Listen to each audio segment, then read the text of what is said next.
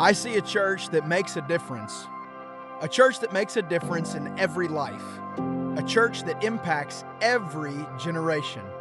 A church that brings the life of Jesus everywhere it goes. As Jesus said, I came to serve and give my life as a ransom for many. And to be a Christian is to be like Christ. We are like Christ when we become a servant like Jesus was a servant. We serve because Jesus saved us, He serves us, and He sends us. His very mission was to send you to be an active Christian in this world. We serve because we are sent. We serve to bring life to others. We serve so that the lost can be found. We serve so that the bound become free. We serve so that the blind would see. We serve so that the hopeless would be redeemed. Oh, we serve for the lonely ones, the hurting ones, for the depressed ones, and for the broken ones. And when we serve, Jesus serves through us. With every seat you give up, every person you greet, every child you teach, every chord you play, every lyric you sing, every moment you capture, and with every car you park, you are bringing the life of Jesus to people. When we serve, love walks in, joy shows up, peace takes over, and transformation happens because of the way-making, wonder-working power of our Lord and Savior, Jesus Christ, the one who saves, redeems, sets free, restores, heals, and unlocks the future of people who encounter Him. We serve to reach people far from God and passionately lead them to follow Jesus. That is a vivid church, and that is who we are.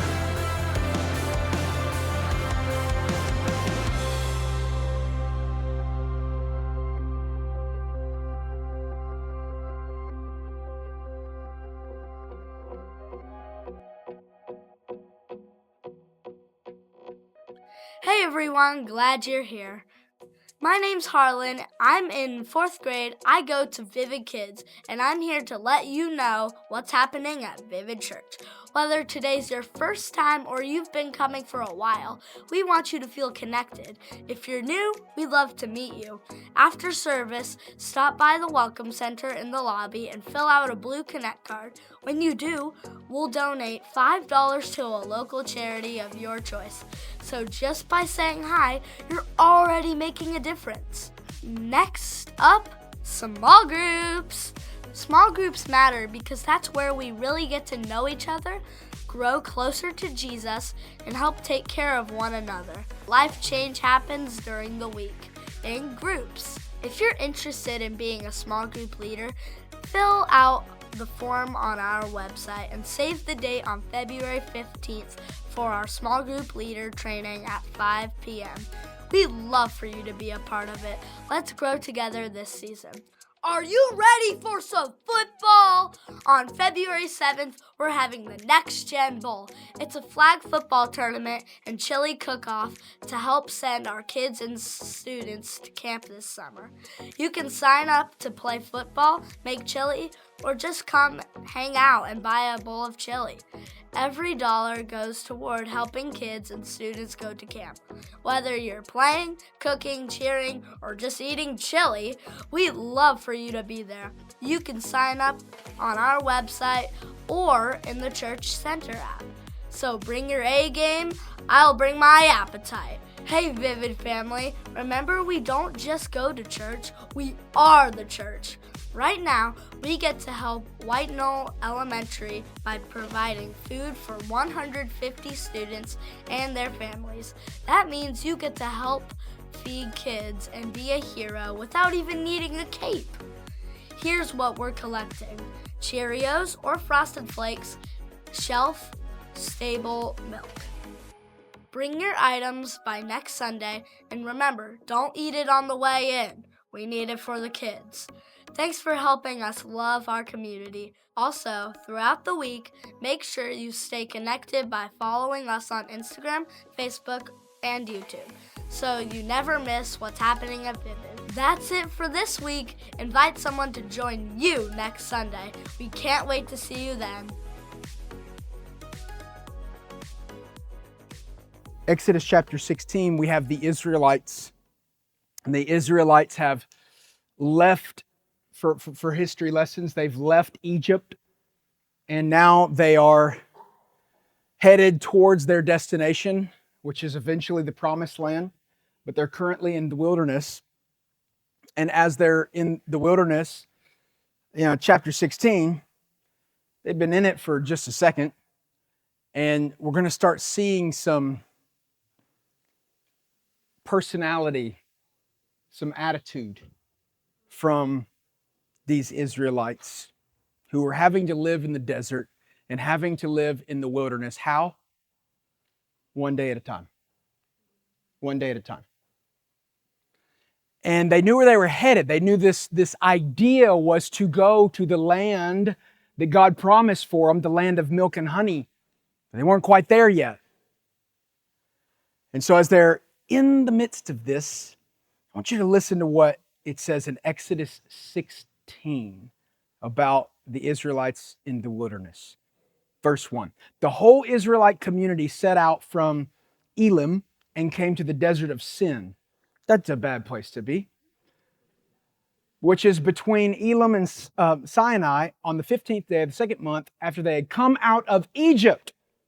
In the desert, the whole community grumbled against Moses and Aaron. The Israelites said to them, "If only we had died by the Lord's hand in Egypt. There we sat around pots of meat and ate all the food we wanted, but you have brought us out into this desert to starve this entire assembly to death." Then the Lord said to Moses, "I will rain down bread from heaven for you. The people are to go out each day and gather enough for that day. In this way, I will test them and see whether they will follow my instructions. On the sixth day, they are to prepare what they bring in, and that is to be twice as much as they gather on the other days." Skipping to verse 13. The first night falls, and here's what we have. Verse 13. That evening, quail came and covered the camp, and in the morning there was a layer of dew around the camp. And when the dew was gone, thin flakes like frost on the ground appeared on the desert floor. And when the Israelites saw it, they said to each other, "What is it?" For they did not know what it was. Verse 31 of this chapter says, the people of Israel called the bread manna. It was white like coriander seed and tasted like wafers made with honey. So here you have these Israelites who have exited Egypt, and now they are frustrated and they are grumbling and complaining about what they used to have. And they're blaming Moses from rescuing them out of Egypt, and they're frustrated because now they're obviously in the desert. There's nothing to eat. It is a desert. And so they're whining and grumbling and complaining and frustrated, even though they're free. Even though they're no longer under the hand of a tyrannical leader and literally in slavery anymore. They're out of that. The abusive, oppressive, toxic leadership of a culture that would kill them and whip them and use them for whatever they wanted. They're free of all that. But they're not satisfied with that freedom. They want something to eat. And they're thinking, if we could just go back to the past and we could get all the meats in the pots, we would just be so happy. And somewhere right there, God says to Moses, "I will rain down bread from heaven for you." And this was a miracle. This whole idea was a total miracle. It was like thin flakes of frost on the ground. And when they went out there to harvest it every morning the dew would fall and there it would be. And they went out there to harvest it. The word manna literally is those three words: What is it? They just stared at it, this odd substance, this thing, and they were like, what is it? And that is the word manna. So like we use it today as a noun to describe a thing, but the actual thing in their language, that's a Hebrew word, it means what is it? And so they had no idea what this thing was, and that would be the sustenance that God would use. The only problem is that it perished every day. It spoiled quickly and it would rot and worms would come into it. And so every 24 hours across a week's time for 5 days straight, God would rain it down. They would wake up and they would have to go and harvest it. And on the 6th day, to cover the 6th and 7th day where they were to rest on the Sabbath, God would give twice as much on that day so it covered both days so that they could eat. And as I look at all that, I see a few things that God was teaching them. And I also see things that He is going to teach us that are embedded in this scripture that you and I will learn, because much like the Israelites, oftentimes Christians sound like, if I could just go back to, if I could just return to, but I want to have that again. And there are things that you will have to live in life that require you to live it like the Israelites, one day at a time. And the first thing that God is teaching them, that He is probably teaching you, is this word, dependency. That's the first word. That's the whole thing right there, is dependency on God. Now, it appears that God wanted to teach them this so that He was the only thing they could depend on in the desert. What does dependent mean? Dependent means to be dependent upon anything that without it you wouldn't survive. When you depend on someone, you recognize that you must rely on them, you must have them, you absolutely need them. And when they were in Egypt, they were actually independent from God. Physically exhausted, emotionally broken, mentally distraught, and they were spiritually independent from God. And all of a sudden, God steps in and He speaks to a man named Moses, and He rescues them out of that.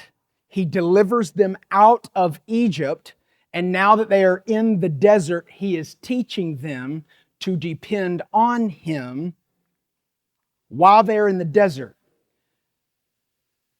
And so here's what happens, and the principle that we take from this is God delivered them out of Egypt. That was God's gift to them. Because God delivered them out of Egypt, they had to learn how to depend on Him in the desert, and that was their gift back to God. And so for you, God can deliver you out of something, and then simultaneously, you will have to learn how to depend on Him after the thing you've been delivered out of. And because He delivers us out of things, we ought to be able to depend on Him for the things that we're looking for in our future after He's already done so much for us in the past. And the problem with our society is that we celebrate independence. That's what we celebrate. In fact, so much so that we are looking for, all of us looked forward to the day that we graduated high school. Because the moment you graduated high school, you were free. And in that freedom, you are now independent. And that's a big to-do. It's like the world's your oyster. Go where you want, do what you want. It's all you. And we celebrate that. And as we graduate from dependence to independence in life, people begin to go and do their own thing.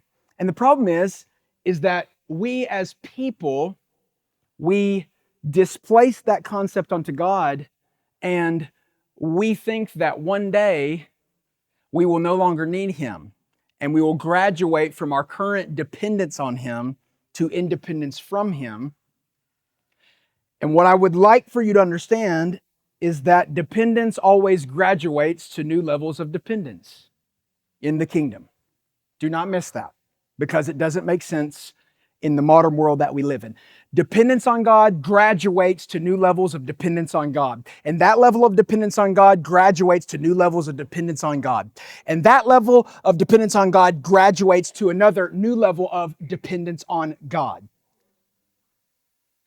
And if you don't quite get this yet, for me, I want to show you what I mean by that. I begin, as I'm watching my daughters grow up, I have a level of dependence on the Lord for Him to teach me how to teach them and all this. And I got to thinking literally in the last 3 months about when they become teenagers. And I freaked out because I started to realize that they will become a little more independent, and the current level of dependence that I have on God right now will not do when they are all out of the house and driving and there's boys involved. And I will graduate to new levels of dependence, oh God, that I have not faced before in my life. I'm terrified. Totally terrified of that whole idea. But I want you to see that. Today, I get to put them in bed every night. 7 and 8 o'clock, they're in bed, and I know where they are, and it's all good. And all of you parents who have told me, just wait, I feel you. I feel it. And I can see, like, I've got to have a better spiritual life at that point in time. I just have to. But the point is, everything in life, when you're talking God, the Israelites had to depend on Him to deliver them out of Egypt. And the same exact God that delivered them out of Egypt, they also had to depend on Him to show up in the desert day by day. That was a new level of dependence that they were not used to. And I really thought hard, like, what is the greatest analogy that I could do to show you what this means for every one of us in the room in our own personal relationship with the Lord? And the thing that I have come up with is the concept of what it's like to have a newborn baby. And every single one of us at one point in time were a newborn baby. And when you were a newborn baby, you were depending upon your mother and the nursing exchange to give you all the nutrients that you needed.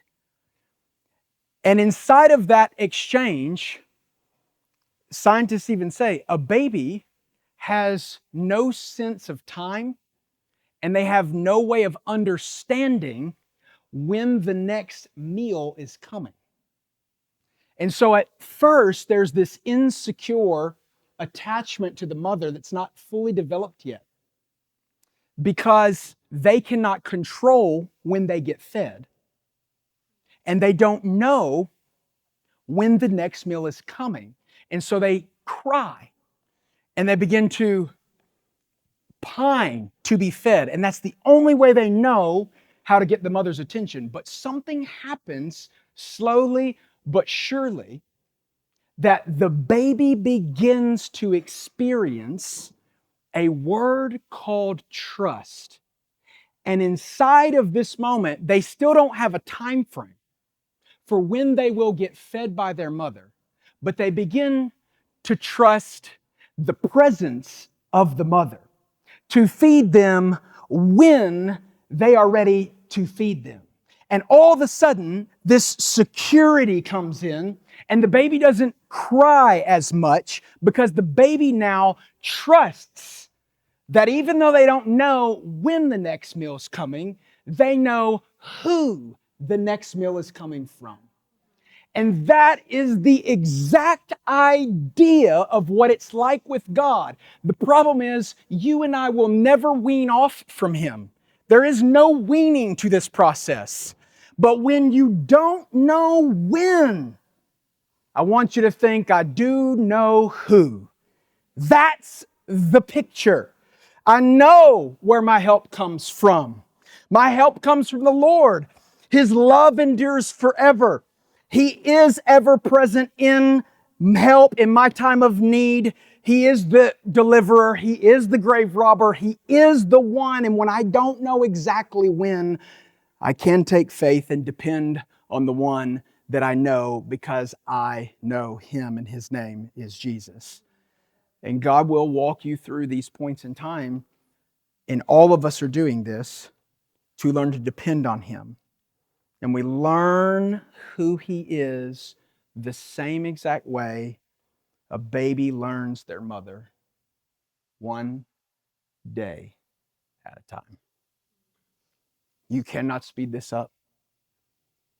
You cannot. There is no fast track. And what dependence does is it shows us the juxtaposition between control and trust. And you cannot control God any more than a baby can control their mother. The mother is in control, so you have to learn to trust. And that's why it grinds our gears, because you've depended on people before and they let you down. You depended on friends before and they didn't follow through. You said be here at this time, and we really have to be here at this time, and they weren't there at that time, and you depended on them to be there at that time, and you missed the flight. And that's what I'm saying. You begin to have to learn one day at a time in this big, beautiful relationship with Jesus, how to trust Him and depend on Him when you really have no control over the manna that falls from the sky. And that's what the Israelites had to learn. We have no control over when the manna falls from the sky. We have to depend on Him. So maybe God is compelling you to depend on Him. And maybe He is asking you to do this in a new way.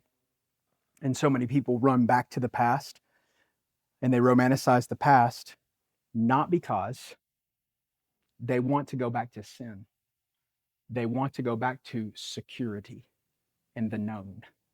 And when you lose that and you feel like you're in the wilderness and you don't know exactly what's going on, you begin to romanticize the pots of meat that once were and the things that could happen. And so God teaches you to learn and to trust the unforced rhythms of grace as you walk with Him and follow Him all the days of your life. The second thing that I believe God used the manna for was to give them this message that He is the one that will provide for them in the journey. The second thing is provision.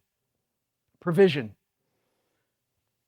Now listen, there's a phrase that every human being uses 3 times a day, 7 days a week, 365 days a year. I'm confident that you probably use it today. And if you haven't used it, you will before you go to bed. That phrase is, I'm hungry. And the biological clock is set so that your stomach gives you a signal to your brain and tells you to eat every 4 to 6 hours. Every 4 to 6 hours, you begin to say, I'm hungry. For those of us that fasted food this week, that had an uptick. And when you're hungry, you now go to the kitchen and you open the refrigerator and you look at the plethora of all the wonderful goodies. And then you go to the cabinets and you begin to pull open the pantry and you just gaze and you look at all the things. You go, ooh, what if I could make this tonight? A little dash of that and a little spice of this. And you just start salivating and you go, oh man, I'm hungry and I'm ready to eat something good. And this is incredible. I'm hungry, hungry. And you figure out what you're going to eat. Now take that exact same scenario and delete the refrigerator. Remove the pantry. Take away grocery stores. Blow away the house. Leave yourself right there. Just you. And now put yourself in a desert where there is nothing to eat. It is a desert. There is nothing to eat. I want to make that real clear. Is where the Israelites find themselves. Hungry with nothing to eat.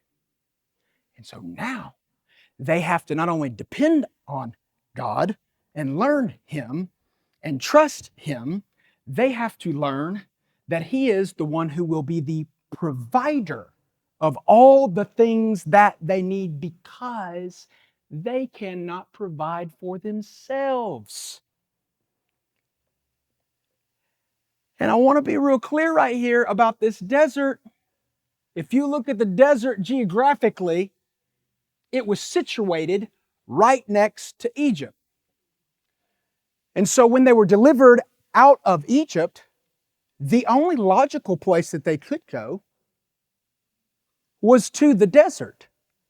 It's not like they had a choice of what kind of resort they would like to find themselves in.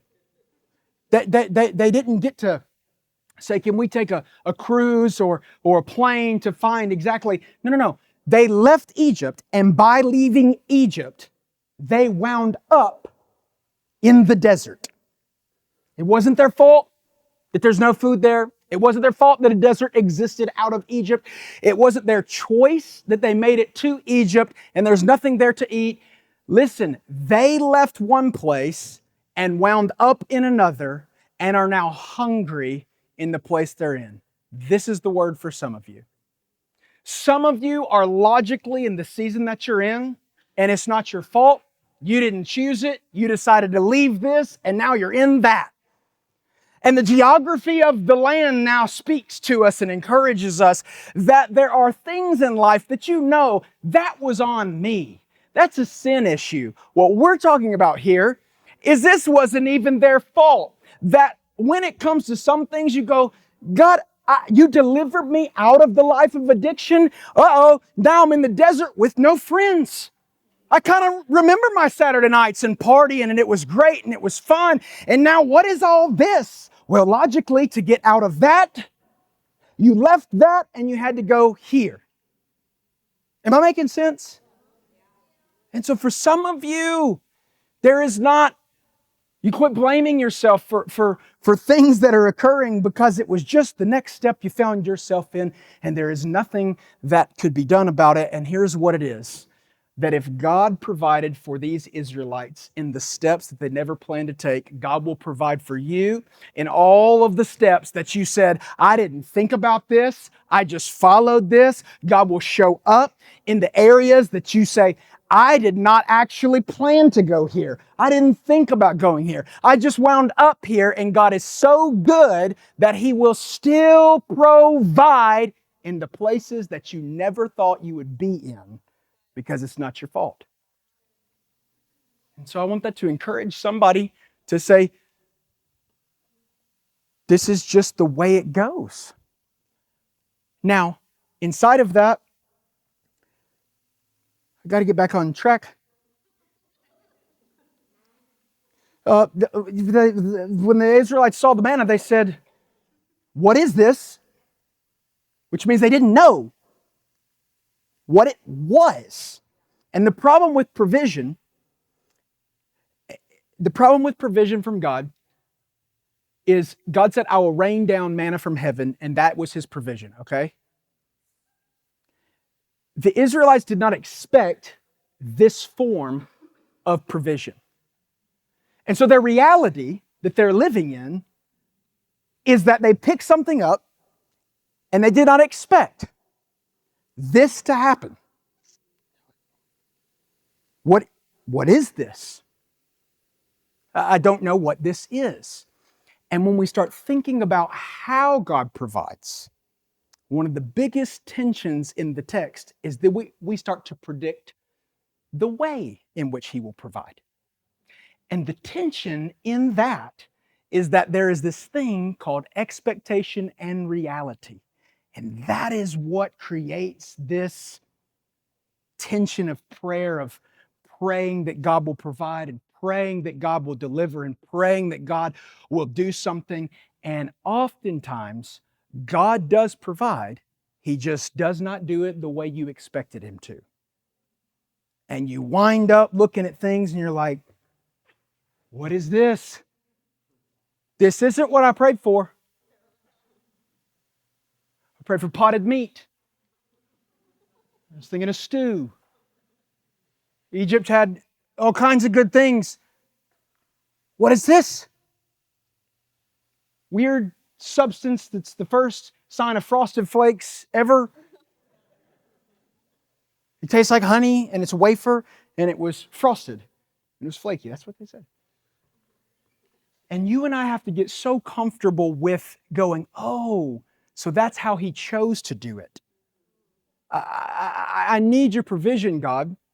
And they were hungry and they did get fed. They just did not expect what God gave them in reality. And that caused them to eventually go, well, we are satiated, we are full, God did show up, God did make a way, but I don't even really know what it is. And there are so many instances in life where that will be your story, and you have to be okay saying, God, I depend on you, and God, I am trusting you, and I am asking you to provide. And you won't know how it's coming. You won't know where it's coming from. You won't know how it happens. When Amanda and I moved here to plant the church, the last about 18 months or so of our time in California, we had downsized our house to a 1,150 square foot home. And at that point in time, Amanda got a job, and it was in this this business that was quite lucrative. It was through Facebook and all this, and it was great. And so our mortgage was just beautiful. It was real low and cheap and all this. And so over those 18 months, we were able to get out of so much debt that we had been carrying, medical bills and school debt, and we were just like hammering it, you know. We had decreased the expenses, but it's a small house. And when I got the call, the nudge, the assignment from God to plant a church, one of the first questions that we encountered from the people in who help you plant churches, they said, well, you've got to figure out what are you going to live on during that first stint of time, because you're going to move to a place that you've never been to before, and you got to figure it out. And so what ended up happening for us is that all those 18 months that God had given Amanda this job, and we had downsized into this house, which she was not exactly happy about, but we did it anyway. And what God was doing is he was preparing us in that season with the provision that we would need. And I did not expect him to provide that way. And the proceeds of all that and what we had gained through savings is what we decided to live on for the first year of our time here in Lexington so that we could plant the church. And it was manna, like, God, you want me to do what? What is this? What is this? I'm thinking investments. I'm thinking, you see what I'm saying? And God says, that's the provision. That is what you will do to do what I've asked you to do. That's what you need. That's my provision on your life to do it. I didn't expect it to come that way. And God will do that. God will, just like the Israelites, He will take you to places and He will do things where He will provide. The question is, can you discern it when you see it and go, this is God's provision on our life right now? And this is what God is doing, and we receive it. And this takes me to quickly the Lord's Prayer. I just think this is beautiful. When Jesus taught His disciples to pray, He said, give us this day our daily bread. He didn't say, give us storage for a week. He didn't say, give us everything all at once. He didn't say, give us the annual amount we're going to need in this moment right here. Nope. Daily bread, daily trust, daily grace. This is the wilderness principle that Jesus was quoting. Trust God one day at a time. And you got to get your daily bread, what you need for today, and trust God with tomorrow. One day at a time. Say it with me. One day at a time. Are you getting it? Are you getting it? And the last thing that we can derive from this text is the unmerited, unconditional grace of God. Grace of God.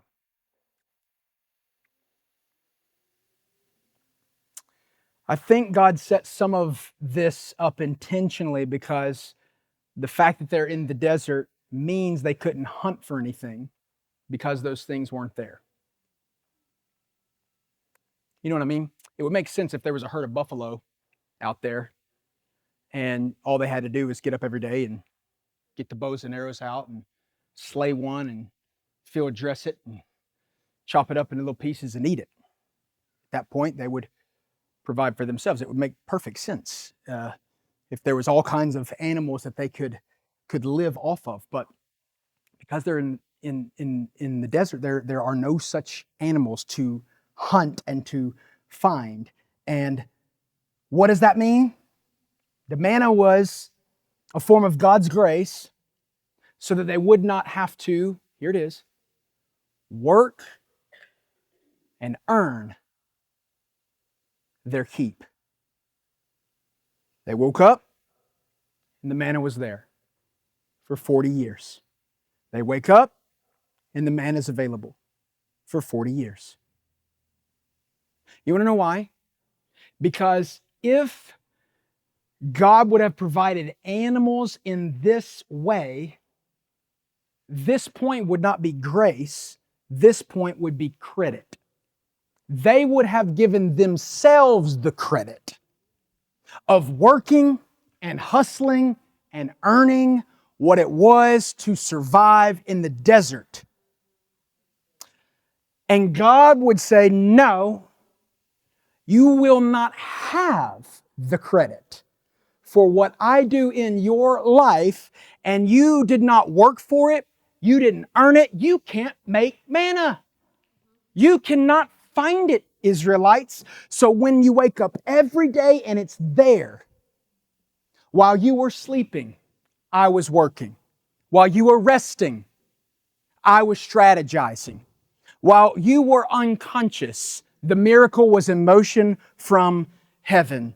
So that every single day that they would wake up, they would say, this can only be God. What if I told you all you had to do is wake up? And when you begin to experience God's grace on your life, and you begin to see in His grace, in His unmerited, favored plan for your life, that you don't have to work or earn at all, that you begin to experience these things. And some of you have been working and hunting in a desert and trying to pick berries off bushes that don't exist. And you're up worrying and still working on the spreadsheets. And you're up in the morning, you're late at night, and you're doing all this. And you're worrying and you're worrying and you're worrying and you're trying and you're trying and you're trying and try harder. It ain't working because it's a desert and there's nothing out there. Newsflash, it's not going to happen. Why? Because when you finally surrender, and you finally throw in the towel and go, God, I cannot work my way into this miracle, so I will step back. It will be at that point that you will know that when God answers the prayer, it would only be Him who did it. And He will get the credit, and you will simultaneously give Him gratitude. That's what happens. And you will say, bless the Lord, all my soul, and all that is within me. For had it not been for the Lord my God on my side, I would not be here. And that is the beauty of God's grace. So why was he doing this? To teach them that my grace is available one day at a time. His mercies are new every morning. That's what the Bible says.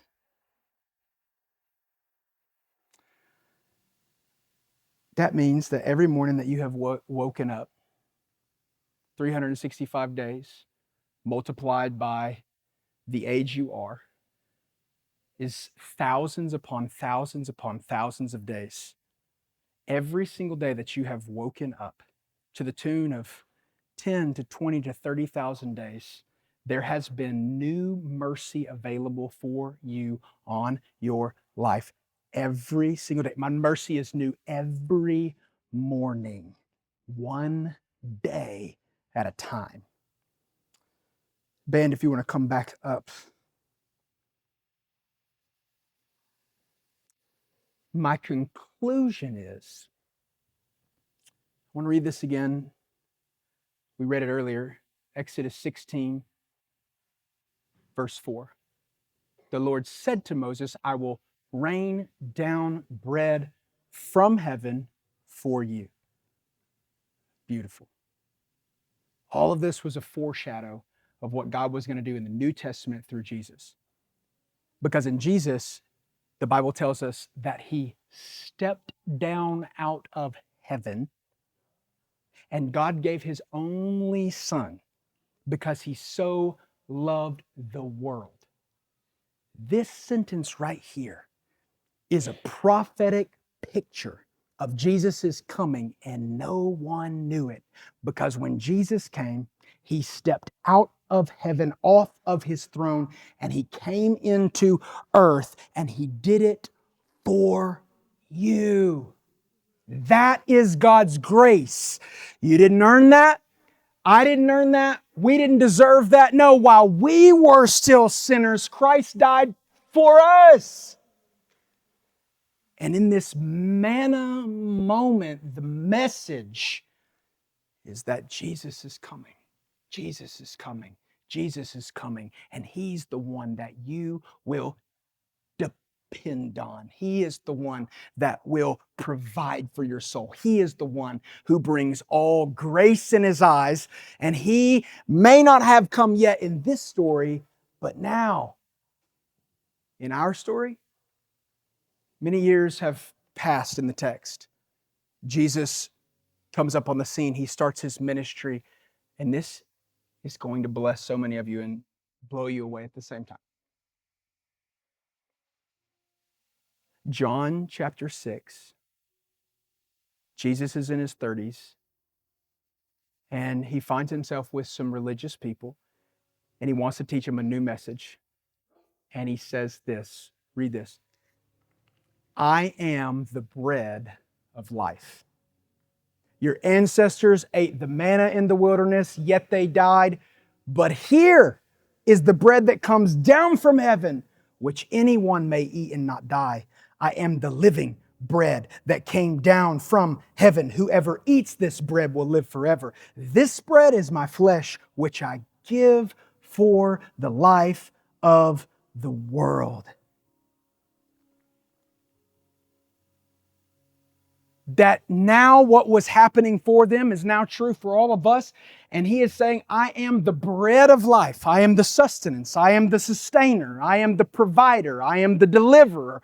I am the one with all grace and all hope and all love. I am the one who has stepped down for you to experience life and life abundant, life to the full. And in that wilderness, the Israelites, if they did not eat that manna, they surely would have died. They would have reverted back to independence from God. And they would not have survived the 40 years that it took to get to the promised land. Listen to me. Some of us feel like we are dying on the inside because we are independent from God.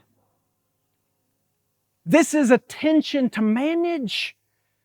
I know so many wonderful Bible-believing Christians who believe in God and have faith in Him, and currently there is a lack of dependence upon Him.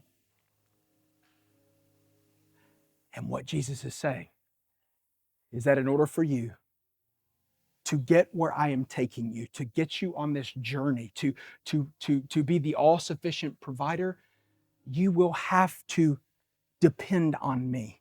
You will have to trust me. You will have to lean deeper into me.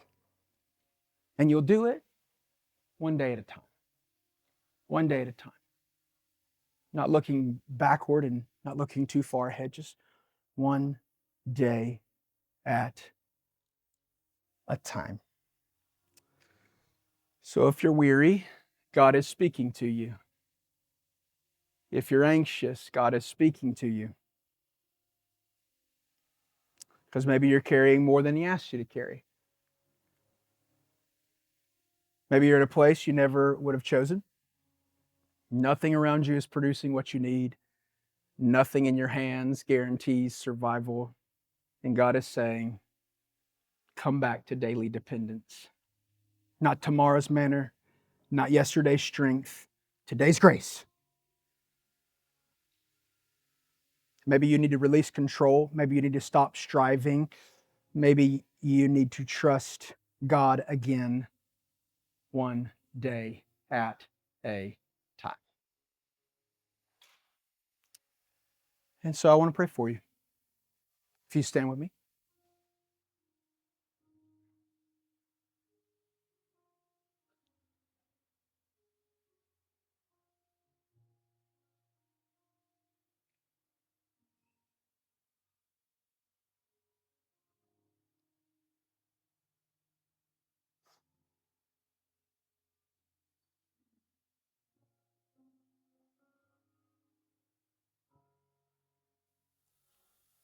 God, I thank you for your timely word. I thank you for your grace. And I ask, Lord, that you would speak. Your people are listening, and they came here for you. And so I ask that as they are walking and following you all the days of their life, Lord, that we would live in the abundant, wild stories worth telling, more surrender. No, God, that's what we're here for. We are surrendering to you, receiving your grace.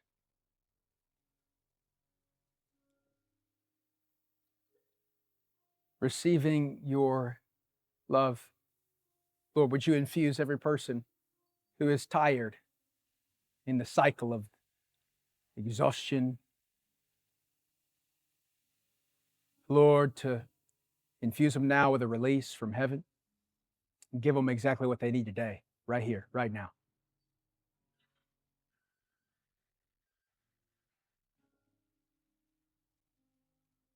If you just put both hands out in front of you, open-handed like this. This is the posture of receiving. This is the posture of manna. This is the open-handed saying, God, would you place it right there in my hands? Would you provide for me? You just receive. You receive, you receive, you receive. You receive what He has for you. And so, God, I thank you that you are doing exactly that. And in this moment, I pray, God, that we would lean into your voice and that you give each of us the manna we need in this moment, right here, right now. Because this is the day you have made. Give us today our daily bread. All of us collectively, today, right here, right now. You are the bread of life. Dispense to every heart what they need in this moment.